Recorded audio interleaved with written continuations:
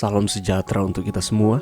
Pelajaran Sekolah Sahabat dengan tema utama 3 Pekabaran Kosmis. Pelajaran pertama, Yesus menang, iblis kalah. Kamis 30 Maret, umat Allah yang sisa di akhir zaman. Iblis telah berperang dengan Kristus sejak pemberontakannya di surga. Tujuan iblis saat itu dan tujuannya sekarang adalah untuk merebut kendali atas alam semesta. Pusat perhatiannya pada akhir dari sejarah bumi adalah ke atas umat Allah. Wahyu 12 ayat 17 dengan tegas menyatakan bahwa naga atau iblis marah kepada perempuan itu atau umat Allah, lalu pergi memerangi keturunannya. Pernyataan ini, keturunan yang lain adalah juga diterjemahkan yang sisa. Dalam King James Version, umatnya yang sisa tetap loyal kepada Kristus, menurut pada kebenarannya dan setia pada misinya. Bacalah Wahyu 12 ayat 17. Pada ayat ini, apakah karakteristik dari umat Allah yang sisa, umatnya pada akhir zaman? Dalam Wahyu 12 ayat 17, iblis atau naga marah pada perempuan itu, gereja Allah. Iblis sangat marah dengan umat yang menuruti perintah-perintah Allah dan dia akan melakukan apapun untuk menghancurkan mereka. Akhirnya, dia memprakarsai sebuah peraturan sehingga mereka tidak bisa membeli atau menjual dan akan dipenjara serta menghadapi kematian. Kita boleh lihat itu di dalam Wahyu 13 ayat 14-17. Jika iblis tidak bisa menghancurkan Kristus, dia akan mencoba untuk menghancurkan apa yang paling dikasihi Kristus, gerejanya. Perang terakhir di bumi tidak berpusat di Timur Tengah dan berbagai konflik di sana. Itu berfokus pada pikiran umat Tuhan yang tersebar di seluruh dunia. Ini adalah pertempuran antara dua kekuatan yang berlawanan, Kristus dan iblis. Sekali lagi, tidak ada yang netral. Pertanyaan utama dalam perang terakhir ini adalah, siapa yang mendapatkan kesetiaan kita? Di mana kesetiaan kita? Surga memanggil orang percaya yang begitu terpesona oleh kasih Kristus, ditebus oleh kasih karunia-Nya, berkomitmen pada tujuan-tujuannya, diberdayakan oleh Roh-Nya, dan begitu patuh pada perintah-perintahnya sehingga mereka bersedia menghadapi kematian itu sendiri oleh karena Dia. Dunia kita sedang menuju pada krisis besar, tetapi dalam Yesus, oleh Yesus, melalui Yesus dan karena Yesus, kemenangan kita terjamin. Asalkan kita tetap terhubung dengan Dia, yang kita lakukan dengan iman yang menuntun kepada penurutan. Semuanya berasal pada pilihan kita sendiri.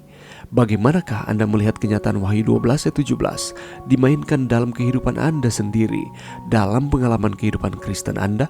Artinya, dengan cara apakah Anda menemukan pertentangan besar yang dimainkan dalam kehidupan Anda sendiri? Pelajaran yang bisa kita dapatkan pada saat ini, ayat terakhir dari Wahyu pasal 12 adalah salah satu ayat kunci dalam seluruh kitab suci.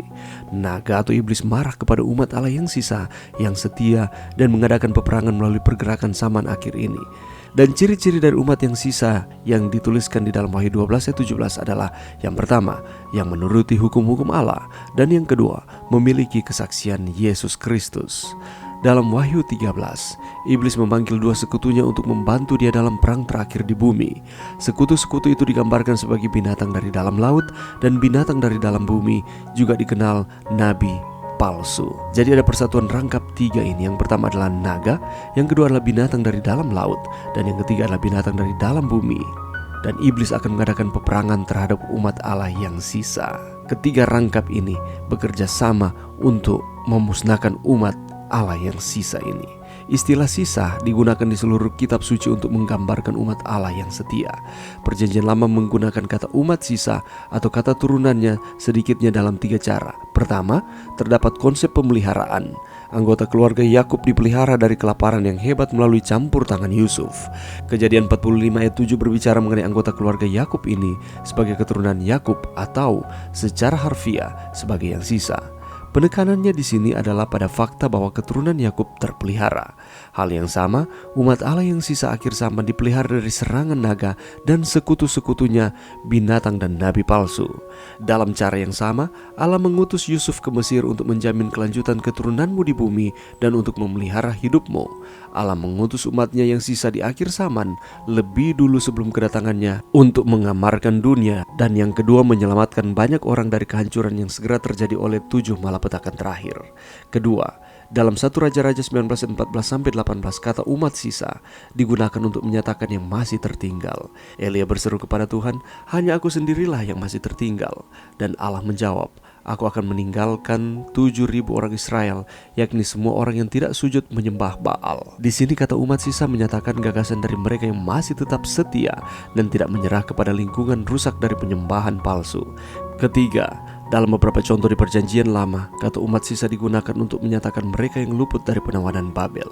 Menempatkan ayat-ayat ini bersama-sama menolong kita untuk membentuk suatu gambaran pergerakan umat sisa Allah pada akhir zaman yang lebih luas dalam Wahyu pasal 12. Jadi, singkatnya, umat sisa ini dapat diidentifikasi oleh kesetiaan mereka pada semua hukum Allah. Mereka juga memiliki kesaksian Yesus di dalam Wahyu 12 ayat 17. Apakah kesaksian Yesus tersebut? Menurut Wahyu 19 ayat 10, kesaksian Yesus ialah roh nubuat.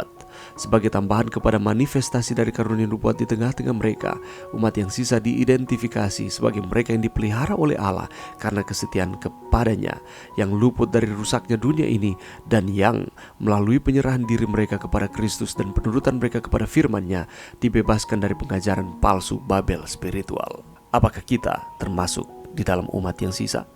Mari kita terus setia kepada Tuhan. Mari berdoa. Terima kasih Tuhan atas firman-Mu pada saat ini. Terima kasih karena di akhir zaman ini Tuhan memiliki umat-Nya, yakni umat yang sisa, yang menuruti akan hukum dan memiliki kesaksian Yesus. Ini doa kami di dalam nama Yesus. Amin.